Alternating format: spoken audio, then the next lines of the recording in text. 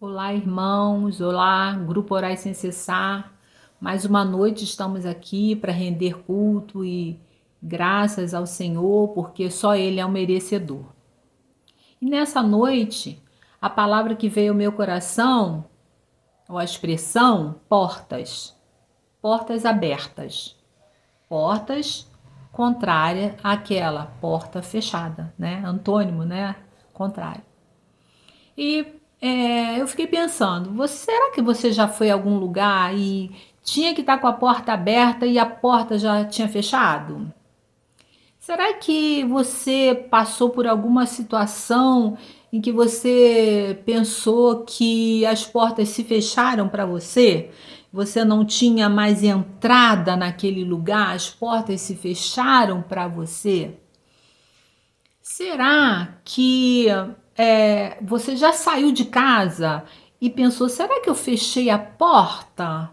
E voltou para conferir se aquela porta havia sido fechada realmente como deveria? Que outra situação de porta? Você já correu, já saiu correndo porque as portas iam se fechar, as portas do banco, vai dar 4 horas e você tem que entrar naquele banco e aí ou conseguiu ou não? Já aconteceu isso com você? Pois é, né? Essa expressão portas abertas, ela veio ao meu coração e eu procurei assim refletir nelas, né? Que porta que eu quero, né? A porta aberta ou a porta fechada? Com certeza eu quero a porta ou aberta ou fechada, a porta aberta por Deus ou a que seja fechada por Deus, mas que eu tenha o verdadeiro entendimento daquilo que Deus tem reservado para a minha vida e hoje para a nossa vida. Que a gente possa compreender isso. E vamos ler então três textos. E eu poderia citar tantos outros e você talvez esteja lembrando de tantos outros, mas nós vamos ver esses textos, 3 textos nessa noite. Então, o primeiro texto se encontra em Mateus, capítulo 25, é a parábola das 10 virgens. E aí a gente lembra, né? Até domingo as mensageiras fizeram um pouquinho dessa, dramatizaram, né, essa passagem, quando as 10 virgens estavam aguardando a chegada do noivo e 5 delas perceberam que o seu azeite estava acabando e elas tinham que ter essas lamparinas acesas. E o que elas resolveram? Pediram emprestado, mas as outras disseram que não, senão elas iriam ficar sem. Então elas tiveram que correr e ir em busca do azeite para dar luz às suas lâmpadas. E quando elas, enquanto elas foram comprar, o noivo chegou e entrou com com as 5 virgens prudentes e as outras, quando voltaram para encontrarem o noivo, elas chegaram e aí a gente tem aqui no versículo 11. E depois chegaram também as outras virgens dizendo, Senhor, Senhor, abre-nos.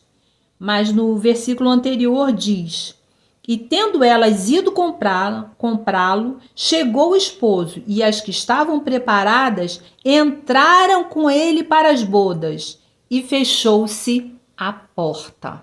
Esse é o primeiro texto que eu gostaria de chamar a nossa atenção, né? 5 estavam preparadas e 5 não.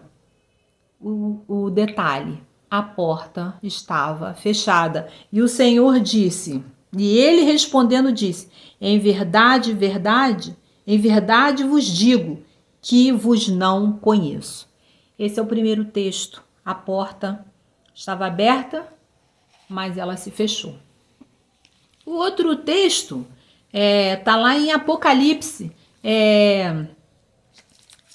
a carta à igreja de Filadélfia, né? No capítulo 3 de Apocalipse, a 6ª carta à igreja de Filadélfia, que diz assim, eu sei as tuas obras, eis que diante de ti pus uma porta aberta e ninguém a pode fechar. Tendo pouca força, guardaste a minha palavra e não negaste o meu nome. Como guardaste a palavra da minha paciência, também eu te guardarei da hora da tentação que há de vir sobre todo mundo para tentar os que habitam na terra. Esse foi o segundo texto. E o terceiro texto, né, é o texto que está lá em Mateus, que eu quero ler também para vocês.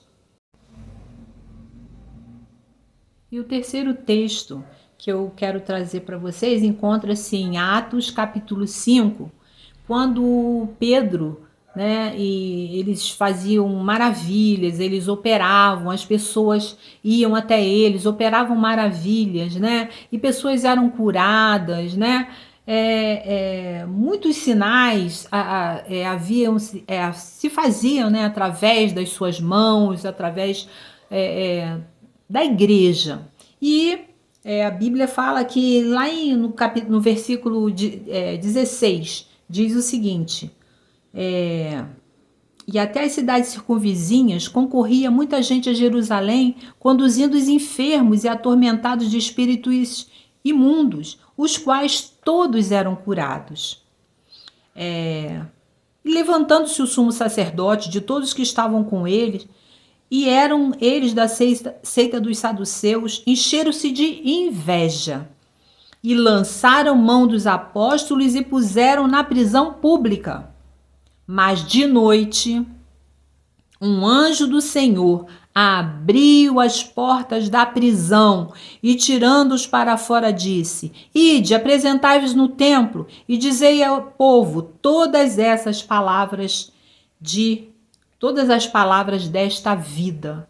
Então, aí a gente ouve, né, e lê, e vários outros textos que falam sobre a porta, as portas que se fecharam e as portas que se abriram.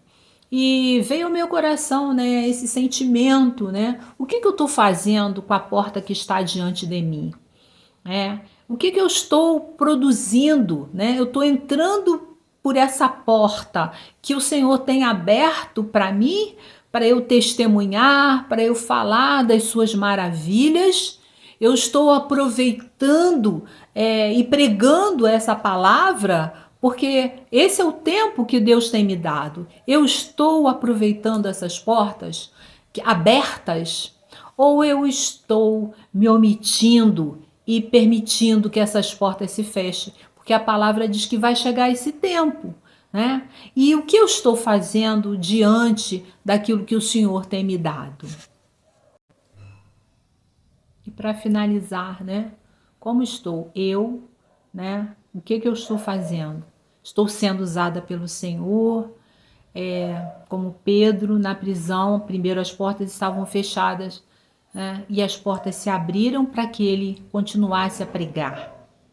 Depois o outro texto, como grupo, né? As virgens eram 10 e 5 entraram. O grupo estava preparado. E por último, a igreja, Filadélfia, né? E aí eu encerro a palavra com esse texto, né? Que está lá em Apocalipse. Eu sei as tuas obras, eis que venho diante de ti, pus uma porta aberta e ninguém a pode fechar. Esse texto às igrejas, né, muito importante, muito, aliás, como toda a Bíblia, né? Mas que a gente seja fiel a esse Deus que abre portas e fecha portas no momento que ele entende. Mas esses textos falam das portas abertas, que o Senhor possa nos usar como canal de bênçãos, canal para levar outras pessoas para entrarem por essa porta, que a palavra fala também que muitas vezes ela é estreita, mas que nós possamos estar atentos a sermos esse caminho, ou então ajudar outras pessoas a passarem por esse caminho. Que o Senhor nos abençoe. Amém.